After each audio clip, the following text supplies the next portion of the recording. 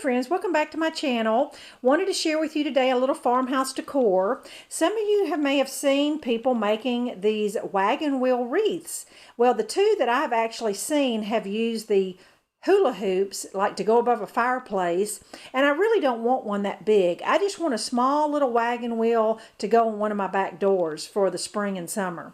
So I went to Dollar Tree and I picked up this 11-inch Frisbee. The reason why I picked it up is I saw these little sections here and I thought, you know, could just take some scissors and cut that out, and it might give me 6 spokes to look like a wagon wheel. The more I cut it, it wouldn't cut straight. It actually ended up cracking one of them, and I thought, you know, this is not going to work. And the reason why I showed you this is because even the craftiest of crafters have fails, and sometimes we just have to do plan B. Not every project turns out perfect. So I'm just going to put it in the garbage and figure out plan B. So I went in my craft room and thought, what can I make a wagon wheel out of? Saw this 12-inch embroidery hoop that I had purchased at Goodwill for 99 cents at some point in time. And this is the outside ring of it. The little tightener here will be covered up with some floral, so I'm not worried about that. And for the spokes, I'm going to just use some, I call them tongue depressors, but they're large popsicle sticks or craft sticks, whatever you want to call them. And I've got 8 of those. So the first thing I need to do is paint my embroidery hoop black, and then I'm going to paint my 8 spokes brown. All right, while my paint is drying, I thought I would show you what color paint I used. Just the Apple Barrel 50-cent black and the Apple Barrel nutmeg brown, just so you know what color my spokes are. Now for the center of the wagon wheel, I wanted some kind of metal embellishment to make it look more like a wheel, and I come up with just a mason jar ring and the lid. I may not use the ring. I'll just have to see what it looks like when it gets on there, but I'm definitely going to use this mason jar lid. I just took some black paint. It was a gold one, and I just painted some black on it just to give it an aged look. So I think that's going to look good as the center of the wagon wheel. I'm going to let that dry just a little bit, and then I'm going to show you how I'm going to attach the 8 spokes.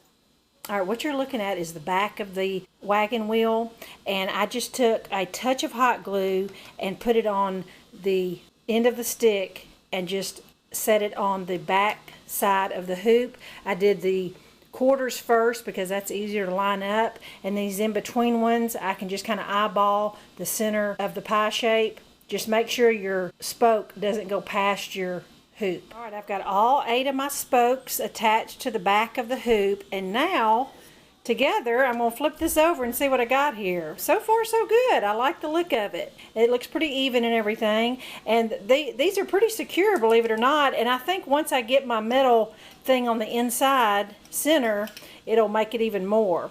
So here it is with the ring, and I tell you what I'm kind of liking is me gluing the lid on flat and then just sitting on top where it kind of creates a little hollow thing in there. It just kind of makes it look more like a wheel. I think that's what I'm going to do. Okay, let me show you what I've got here. This is my wagon wheel. I'm really loving how it turned out. So now I'm just going to play around with some of this greenery. I've got a couple fern leaves I always like to lay down as a base on my arrangements, and I thought before I completely finish it I would give you a little inside look at how I build up the arrangement that goes onto the side of it, because I do have some new wreath makers I've talked with, and some people just don't know where to start. So I laid down my fern leaves underneath and just glued them to the hoop, and this is normally I would just hot glue my bow there, but I went ahead and just stuck these green flowers, hot glued them on top of the fern leaf.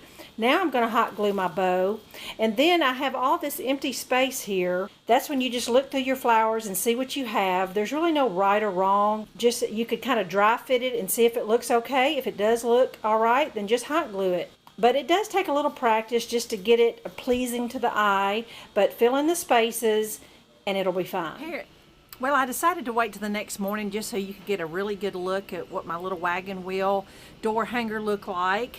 I love how it turned out, and I just hot glued the mason jar lid right onto the ends of the spokes, and then just hot glued mason jar ring on top of that. So it just worked out perfectly. Just gives it a lot more wagon wheel look. Love the look of it. Kept the flowers pretty simple. Just tuck a few above and below the bow. So I hope this inspires you. This really cost me $0 because it was everything I already had. Appreciate you watching. Bye-bye.